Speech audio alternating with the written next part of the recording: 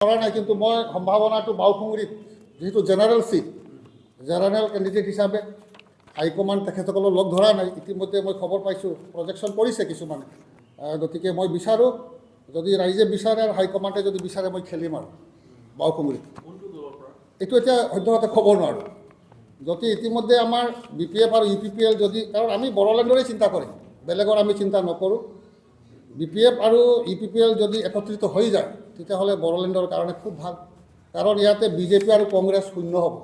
ইয়াত মিছামিছি তেওঁলোকে নমিনেশ্যন দি পেলাই পইচা বাজেয়াপ্ত কৰিব নালাগে। কাৰণ এইটো আমি দেখাই পালোঁ লাষ্ট ইলেকশ্যনত। নহয়, ৰাষ্ট্ৰীয় দলৰ ওপৰত মানুহৰ বিশ্বাস নোহোৱা হৈ গৈছে, BJP আৰু কংগ্ৰেছৰ ওপৰত। গতিকে আমি যি চিন্তা কৰে যে আমি আঞ্চলিক দলৰ ওপৰত আমাৰ বিশ্বাস।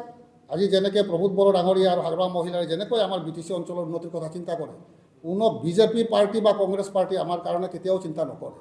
আমাক যিবিলাক অমুক কৰাই দিছোঁ বুলি কৈছে, এইবিলাক কিন্তু আমি আন্দোলন কৰাৰ ফলশ্ৰুতিহে পাইছোঁ। আমাক কোনেও কৃপা কৰা নাই। গতিকে মই ভাবোঁ আমি বিশেষকৈ বড়োলেণ্ড অঞ্চলত আমি দুইটা দলকেই আমি প্ৰিফাৰ কৰিম আৰু